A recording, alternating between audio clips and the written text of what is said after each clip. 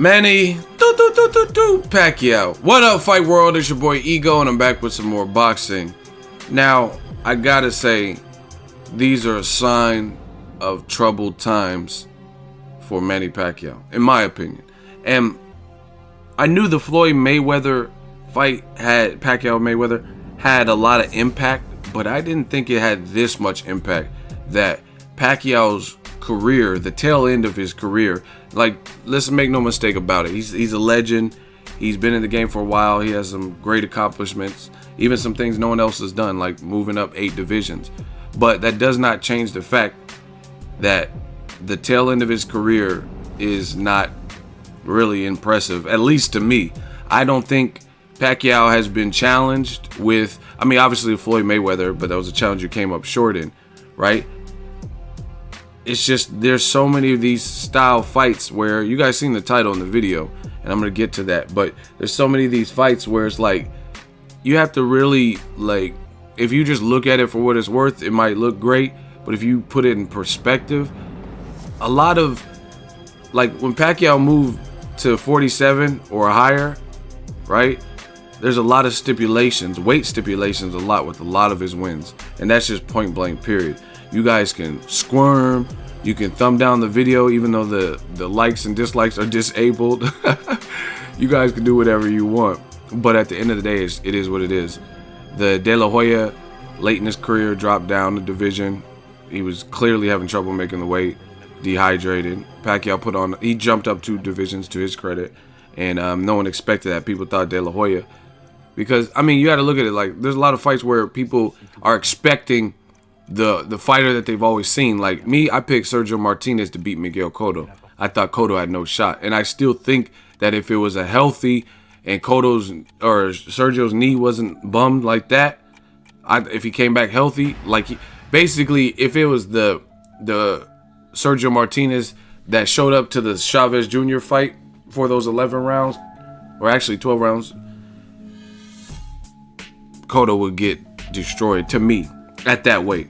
But that's not the Sergio that showed up. It's not Cotto's fault. It's not an excuse. It is what it is. Clearly, Sergio's knee was not where it should be. And De La Hoya was clearly, they said he took an IV or something in the locker room. So, I mean, he's clearly hurt. Cotto went down to weight. Next fight, he moved up, fought Yuri Foreman at like 54 or something. Chris Algieri, catch weight, coming off a split decision. Rios coming off a loss. All day we could do this. Now they're talking about Jeff Horn. I don't understand the fight. I feel like Jeff Horn, see, this is the thing. You can be talented all you want. And let's say Jeff Horn, let me give him more credit than I've actually seen, because I've only seen like the Randall Bailey fight of his and some highlights. But let me give him more credit. Let's say he's super skilled, right? Let it be someone else like Errol Spence Jr. What do people say? Oh, he doesn't deserve a shot at Keith Thurman, or he doesn't deserve a Pacquiao shot because who's he beat, right? That's exactly what people say. I remember Errol Spence Jr. and the post-fight press conference is on my page because my dude Bakari covered it for Boxing Ego. And post-fight, Errol Spence made some statements about Pacquiao, and that ruffled some feathers. He basically said Pacquiao's he's a legendary fighter, he's a good fighter, but I feel like I could take him, I could beat him, because Pacquiao doesn't do a lot of the fundamentals, right? And then Freddie Roach got mad and retaliated and said Errol Spence couldn't carry Pacquiao's luggage or bags or something like that. Okay, put him in there with them. But then when I make videos talking about the subject, and I'm like, hey, I would love to see Pacquiao versus Errol Spence Jr. Because this is the thing. Errol Spence is my dude, but if he went in there and lost to Pacquiao, then I would give Pacquiao credit. It's that simple. I don't have a horse in the race. Like, you have to learn. This is a brutal sport. I have a lot of friends that been knocked out, lost, you know what I mean, bad losses. But that doesn't change nothing. That's what comes with the territory. So if Pacquiao were to beat Errol Spence, I would give him credit. But that's not what the fans said in the comment section. A lot of people, oh, he doesn't deserve a Pacquiao shot. Fast forward to Jeff Horn. How does he deserve one? You know what I'm saying? Well, who is he beat? 42-year-old Randall Bailey. Now enter Ricky Burns. It's just, they're saying Ricky Burns is a potential opponent for Pacquiao. And the Jeff Horn to me was bad, but at the very least he's undefeated. It looks like he has some decent maybe pop that you got to respect. But Ricky Burns versus Pacquiao is atrocious. And I'm not trying to throw shade at Ricky Burns, but shout out to the Scottish Daily Record. That's where I seen it. I guess Freddie Roach is doing interviews, and he said that a possible option is Ricky Burns. And it just makes no sense. And I might even do an Ego Valley video, come back on this. But I want to know what you guys think predominantly, and then I'll probably share some deeper thoughts. But it just makes no sense. Pacquiao wants $20 million for Crawford. And the thing is, a lot of people are making excuses like, oh, 20 million, Pacquiao's gotten 20 million.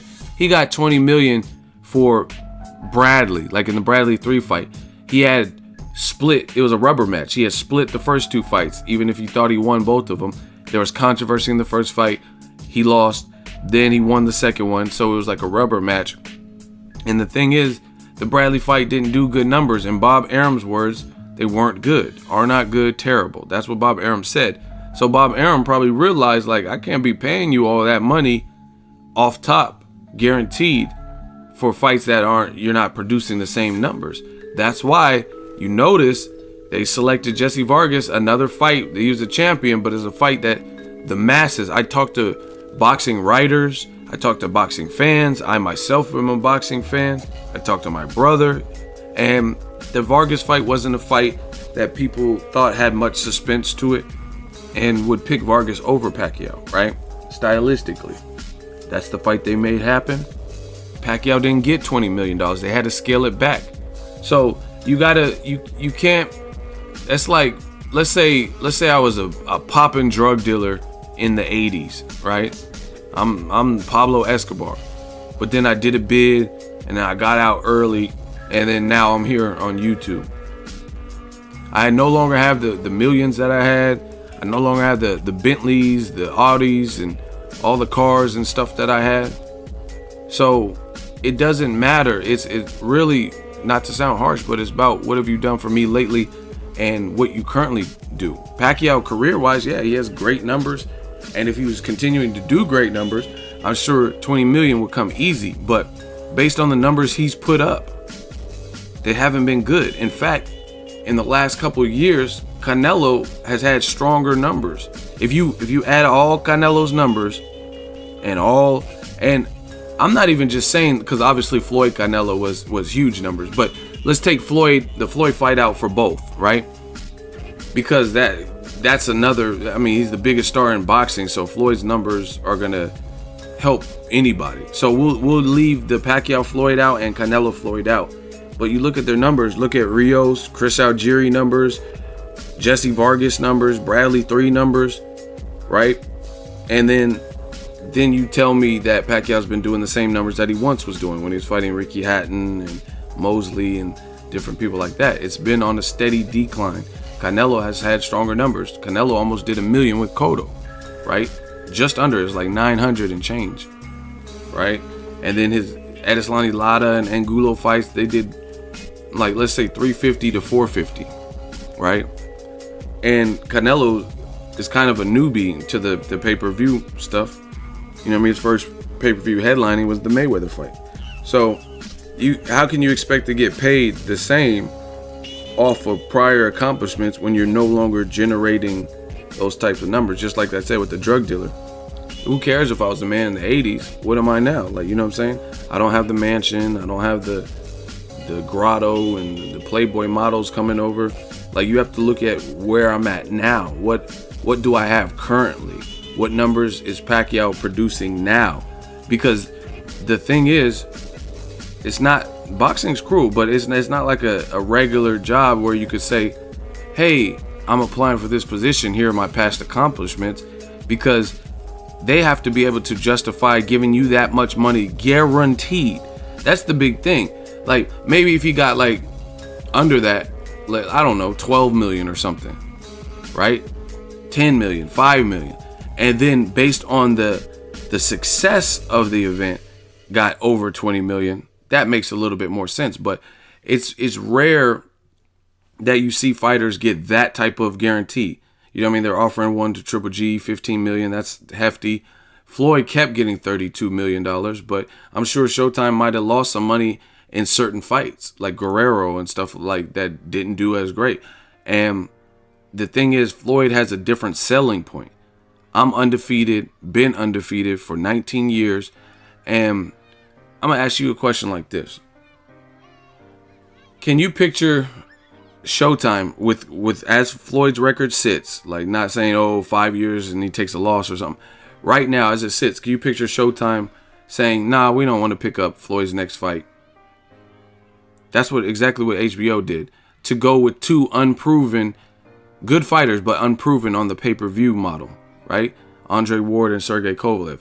HBO, they said, I know we've been working with Pacquiao this long, but it's too close for comfort, and we don't want to ruin the fight we really want on our network, so we're not airing Pacquiao Vargas. And then Top Rank had to do their own. Can you picture Showtime doing that to Floyd Mayweather, saying, hey, we absolutely aren't going to pick up your fight. You have to figure it out yourself. I can't picture it.